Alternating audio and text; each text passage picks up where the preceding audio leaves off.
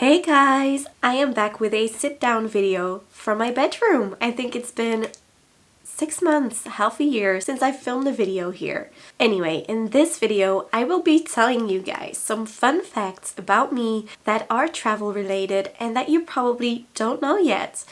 I think some of my best friends don't even know some of these facts. Oh, these cuties. There are currently 3 little birds at my window, so if you hear them knock, they are just searching for insects. They even wake me up in the morning and then I just turn around and sleep again. Can you hear that? Just trying to get the spiders away from me. So let's start with the first fact about me. The first fact is that when I am traveling, there are 6 languages that I understand and speak as well. I would love to learn Portuguese and also Italian, but the languages that I do also speak are Dutch. Dutch is my mother tongue, and then obviously English, Spanish, French, German, and Afrikaans, which is the local language in South Africa in the community that I have lived. It is basically a much simpler version of Dutch. It's like my Dutch dialect minus the grammar. So that's why I really easily picked it up. Also in Belgium, the Dutch speaking part is forced to learn French. The French don't have to learn Dutch, which is very stupid. But that's obviously why I've had 10 years of French classes. And there is also a small part of Belgium that speaks German, and that is why I also had some German classes in high school.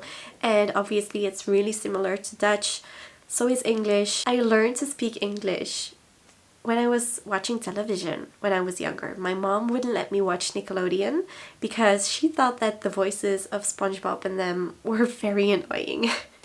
So I grew up watching Bones, Elementary, Ghost Whisperer, all of these series that my cousins didn't really like to watch with me. But it's how I picked up my English, and also through music, obviously. In Belgium, the movies and the series have subtitles, so it's not like they talk on top of it in your language.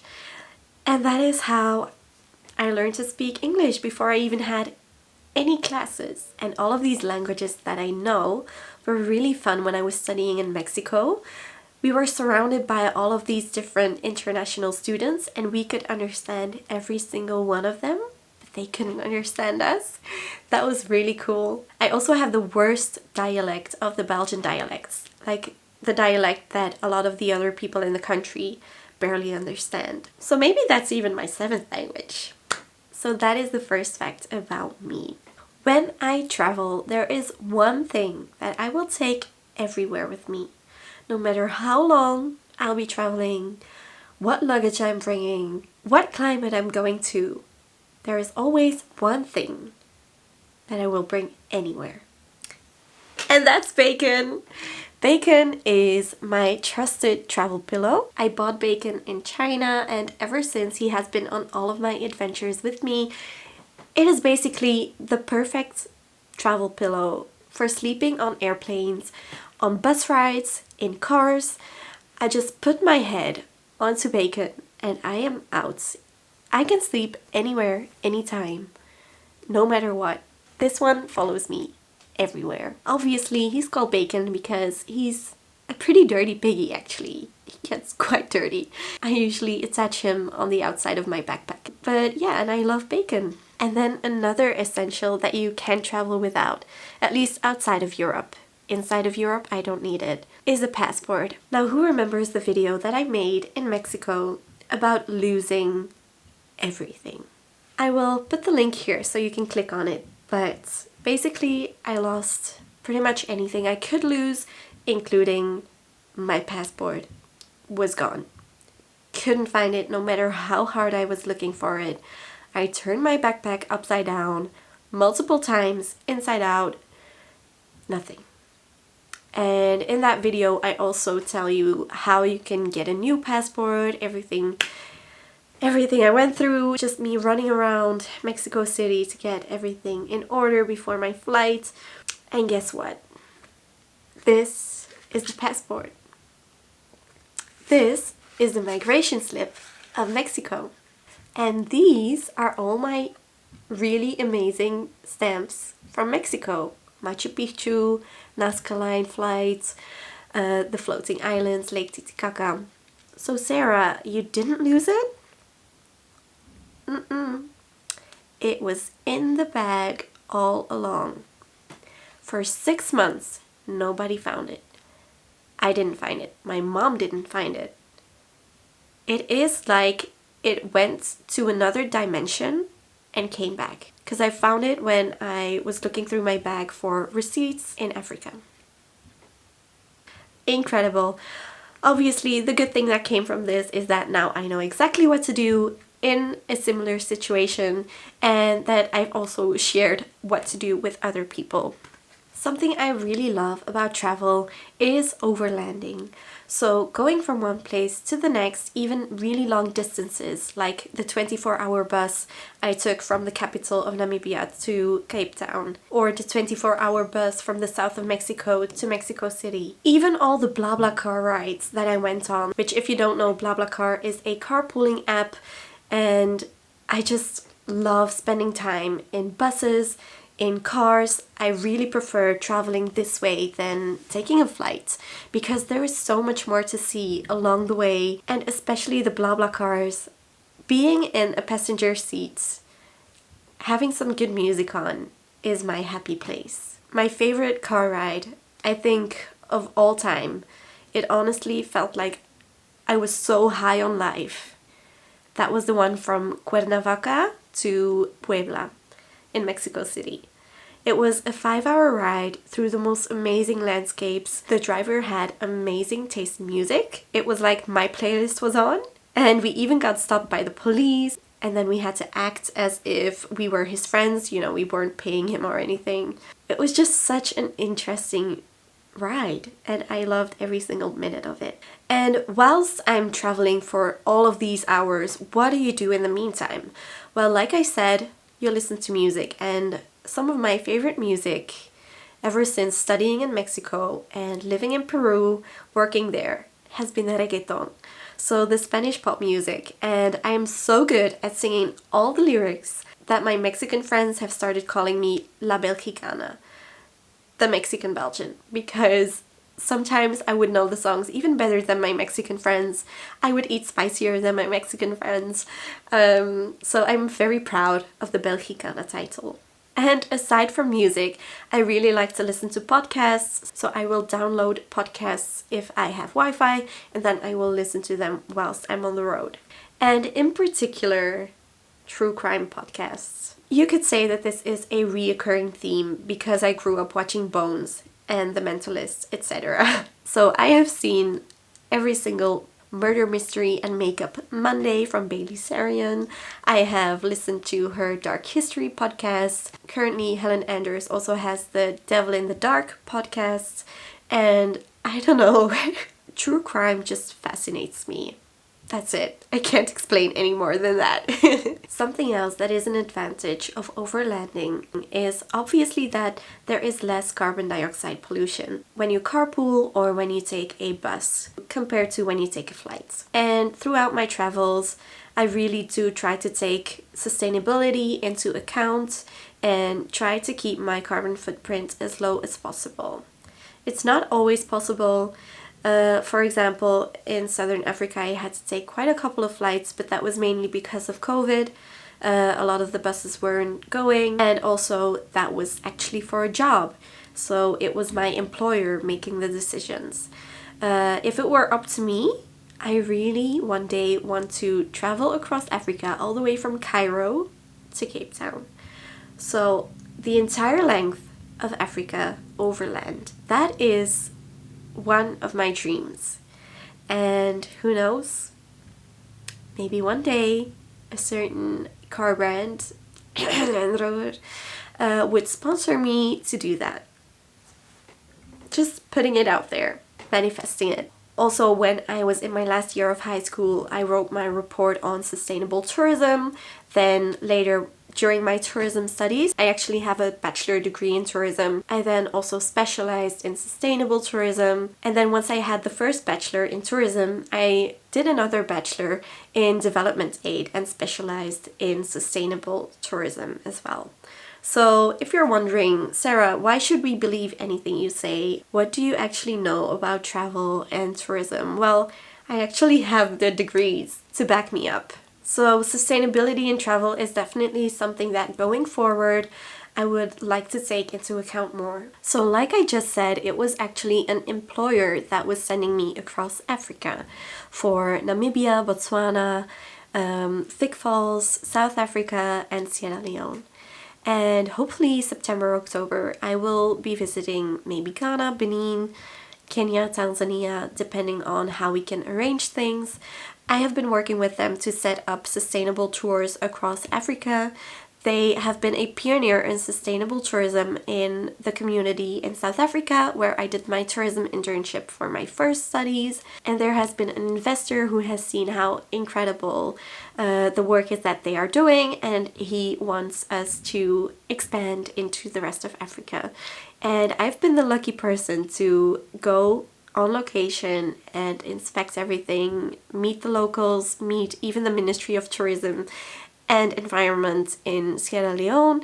So that has been how the past year I have sustained myself and my travels.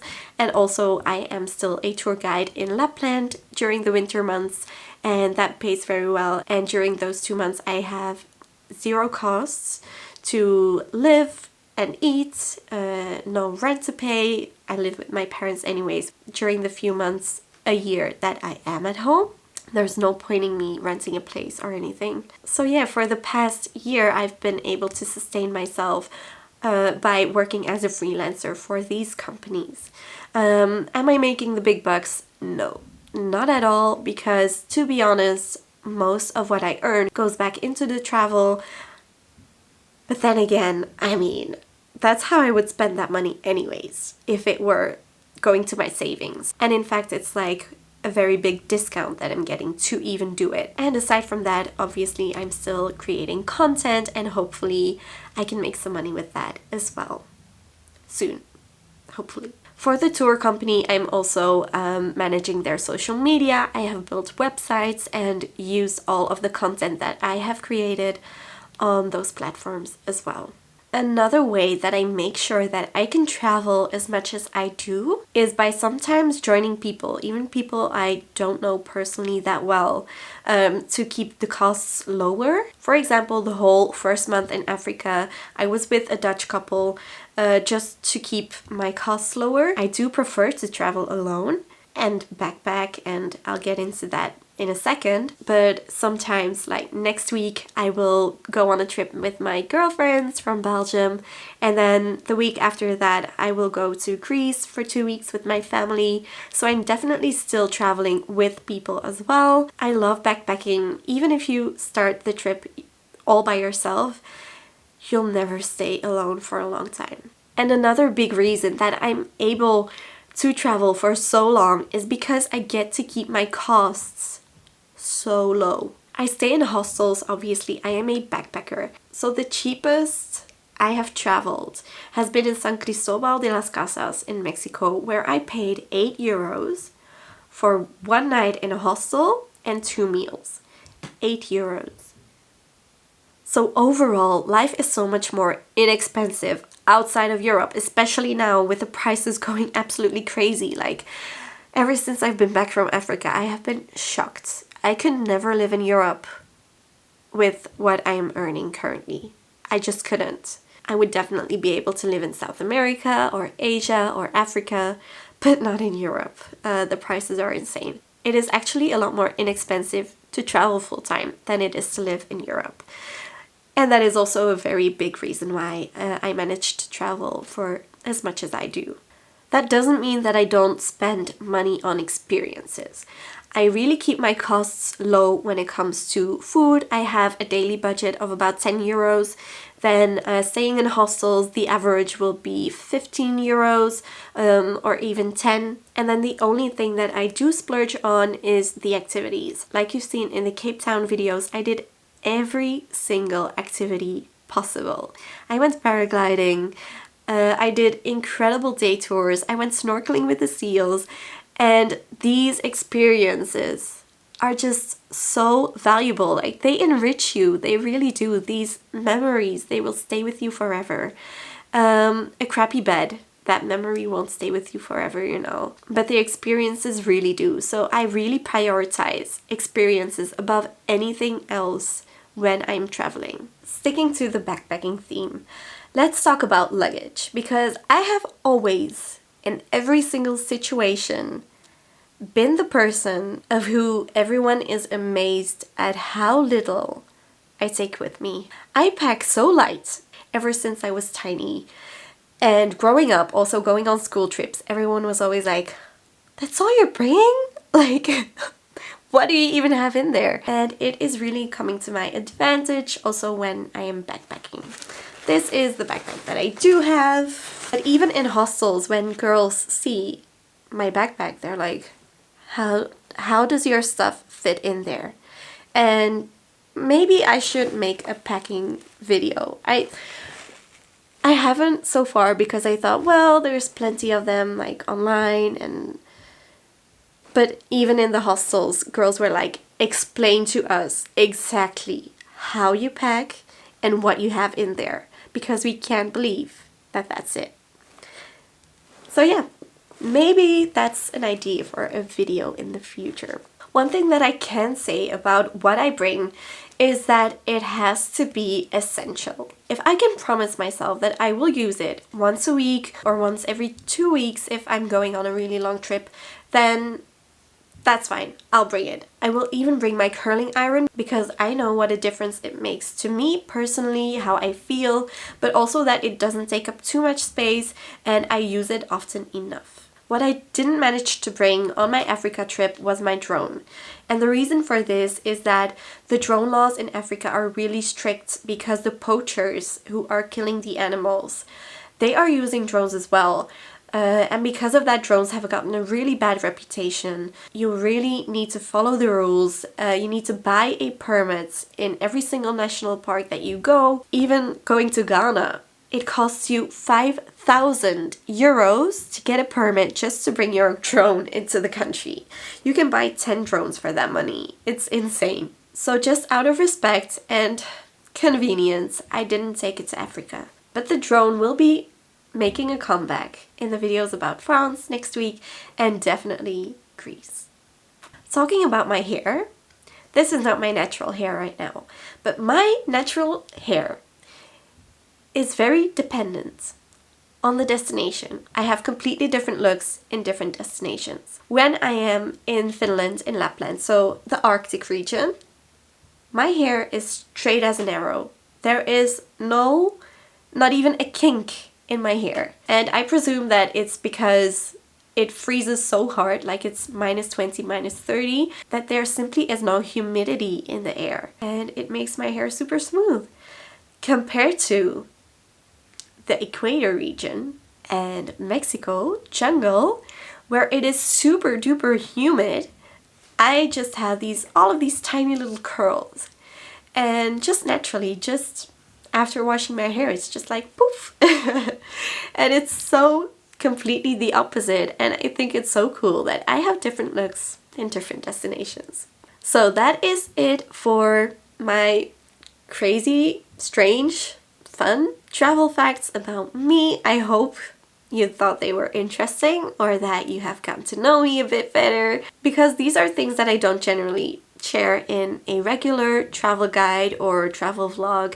You will definitely see bacon come by in a couple more videos maybe in the future. If you did like this video, give it a thumbs up, and I would appreciate it if you subscribed and hit the notification bell. And if you subscribe, you will get to see all of my upcoming videos from France, Greece, Spain, and then hopefully I will be going back to Africa and definitely going to Asia at the end of the year. So very exciting stuff coming up, and I hope to see you in the next one. Bye!